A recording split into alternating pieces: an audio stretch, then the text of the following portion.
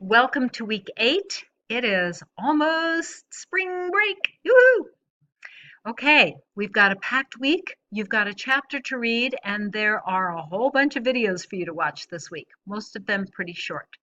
So let me take myself out of the picture. Let's get going. Last week, we looked at strategies for developing listening and speaking skills. So this week, we're going to be looking at strategies for reading and writing. When we talk about literacy, what kind of literacy are we talking about? For the most part, for this class, we're probably going to be talking about document literacy, being able to negotiate the printed word. But there are other types of literacy that you may encounter in your classroom. There is numeracy literacy, being able to manipulate numbers. Now there is technology literacy, and that involves way more than being able to just use a computer. There's also media literacy. Can students navigate through the sea of information on the internet, for example, to find real facts and truthful information? And now there's also consumer literacy, helping people become good consumers and avoiding scams. The whole process of reading is very complex.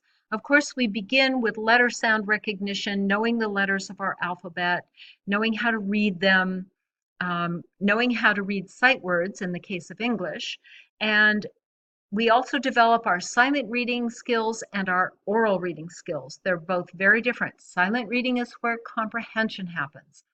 Oral reading is where we get exposed to the rhythm and intonation of the language, the pronunciation, and we learn to read the punctuation in a sentence so that we're reading with more expression. And of course, there are different types of reading, many different purposes for reading. Writing is also quite complex, and of course, we begin with real basic building blocks, forming our letters, and we develop the mechanics of writing, our spelling, the grammar, the punctuation, the syntax. And as our language develops, so does our vocabulary, and therefore our richness of expression, and then our clarity of expression. And of course, we have different purposes for writing, maybe academic versus non-academic. So the elements of reading and writing that are present in an ESL classroom are going to be left to right orientation, making sure that students have got everything going left to right, forming letters into words, sentences, paragraphs, essays, papers, being able to recode, and that means being able to recognize the word when you read it, and then decoding it means being able to recognize the meaning of the word when you read it. So the pronoun I versus the noun I for my visual organ. And then encoding is the spelling. All of that and comprehension too. Oh, I feel like I need to sit down and rest. This week, you're going to learn about the language experience approach. Some of you are already familiar with this. You've mentioned it in class. And if you don't know about language experience approach, it's a great activity. It's a great strategy to help students develop literacy from the spoken word. And you can use this at any level. Developing listening and speaking versus reading and writing requires some building blocks, the real basics. And in listening and speaking, it's going to be the phonemes, being able to distinguish the individual sounds of the language. And in writing and reading, it's the graphemes. So those are the smallest, meaningful, contrastive units in a written system. You're going to hear a lot this week about top-down versus bottom-up literacy strategies. Top-down draws upon the learner's world knowledge, and this is where the whole language approach comes from. This was taught in US schools for about two decades. But then they realized, well, students have a lot of knowledge, but they can't really write because they don't know how to spell.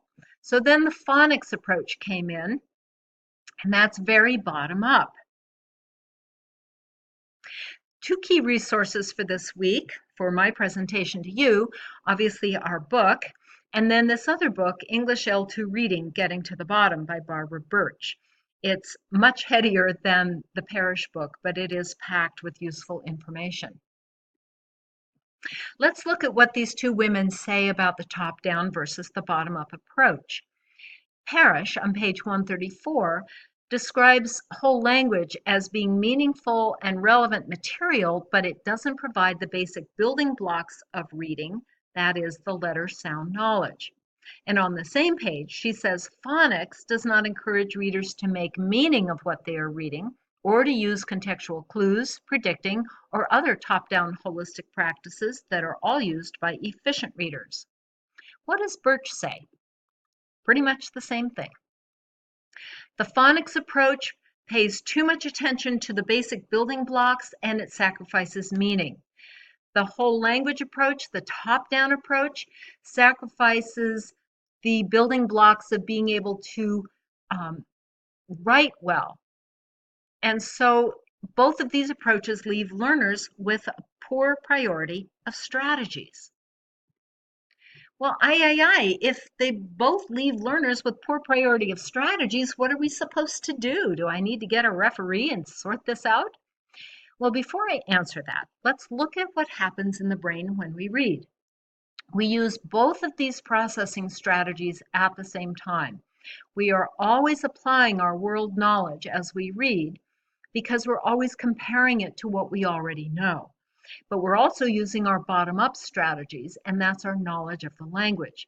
And the truth is, if those bottom-up strategies are poorly developed, the student will never become an efficient reader and is likely not to become a very good writer as well. So we need to find a balance. How do we do that? To move from the bottom to the top, you want to take a very methodical approach. And so we want to begin with things like their auditory perception and their visual perception of letters and sounds. And then being able to link the letters and sounds together to be able to recognize it when we read it, to recognize it when we hear it. And then moving up into the cognitive load into actually reading larger texts, larger bodies of text, and writing larger bodies of texts. For your toolkit this week, there are 3 documents. I want you to download them and print them. And then for each one of these, there is a short video. This is going to be strategy number 1, consonant names and sounds. There's a little video that goes with this. And if you notice, these charts all have the same format. These are the competencies and adult needs to be able to be good at their consonant names and sounds. These are the steps you take, beginning with number 1, moving to number 2. Do not do these out of order because we're moving from the bottom to the top. We're going to begin at the bottom with their auditory perception. We're going to move them up into their auditory discrimination, a little higher into visual letter recognition, and then meaningful letter sound linkages and meaningful word sound linkages, and finally writing and reading in meaningful context. Strategy number 2 is words in pattern and vowel sounds. And again, there's a video that goes with this. And finally, strategy number 3 is working with sight words, and it also has its own video. Reinforce independent practice by having students create vocabulary cards, especially for sight words. Each card has a single word and only have the word on one side. Punch a hole in the cards and put them on a ring and let the student take those words home and practice them. And every time the student masters a new word, then he or she writes it on a new card and adds it to the ring in alphabetical order. Other things we can do with low literacy students is to help them with their left to right orientation, helping them organize their class notes in a notebook, for example, using little sticky tabs or notebook dividers so that they begin putting all of their most recent notes at the end. And so they are always going left to right. You might be teaching the basics and you might be having to get right down to the nitty-gritty of having students learn how to form the letters in English. And here's a simple way for a student to be able to trace and then write the letters and practice those small letters, and do the same with the capitals. Another good thing for your toolkit, and I will have one of these for each of you at our class on the 17th, is a portable whiteboard. It's a piece of manuscript paper in a sheet protector, and you use it with a vis-a-vis marker or another marker that you can erase with a damp cloth. Good practices to combine the top-down versus bottom-up. Activate schema that comes from that world knowledge. Create interest and establish a purpose for reading. Provide some pre-reading activities and let the students predict. Check in on their comprehension. Give lots of time for silent reading and silent reading while listening. So they're gaining the comprehension and they're hearing the pronunciation, and connect the written word with the spoken word. I'm going to show you an example of using pictures as a pre-reading strategy. Pictures help you establish the context, and I'm going to incorporate a little bit of mystery here. I'm going to let the students predict about something about the story. I'm going to let them sort the pictures into a sequence they think is logical. This is very scaffolded activity. They're going to hear the story multiple times, and it's going to include their own predictions about the story.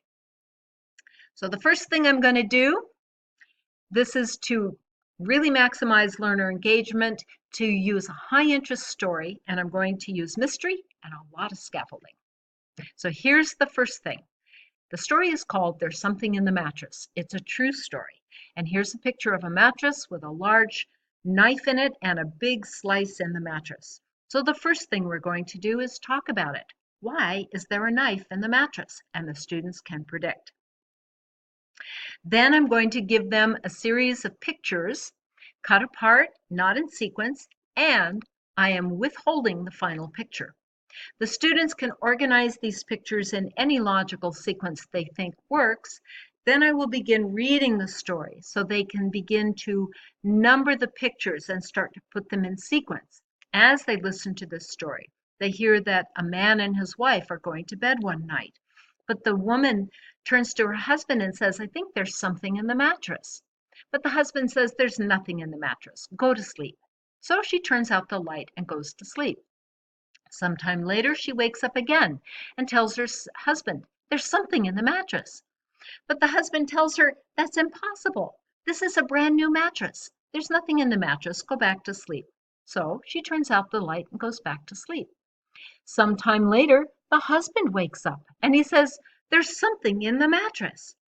So in picture number 8, the husband and wife are now discussing what could be in the mattress and what are we going to do. And they've decided they need to get a knife and cut open the mattress. At this point, we don't know what's in the mattress, and the students get to predict. They can talk with a partner, they can talk in groups, and then they start shouting out their predictions. And these are some of the ideas that students in my classes have had for this story. Once the predictions are on the board, they get to vote on the one they like the most. Notice they haven't read anything. They've just been talking about the story. Finally, I'm going to give them the story one more time, and this time I'll present them with the big reveal, the final picture that shows it was a snake in the mattress. Now we can go into reading this story. They have knowledge of the story. They have a serious interest in this story because they participated in trying to figure it out. In the Want to Know More section, I have some good resources for you. An independent study course on ESL literacy instruction with bottom-up strategies, another independent study course on practical language experience, and some vocabulary card templates with instructions. You also have the go-to scaffolding strategies from last week. This matrix is in there, and it's probably the most useful part of that document. There are good strategies for scaffolding, reading, and writing. Looking ahead, we have class on the 17th, and I look forward to your poster sessions. And we'll talk about LEA, and I've got some demos for you. These are some of my resources this week. You'll have discussions and your reflective journals. And with that, I'll say bye-bye. Thanks for listening.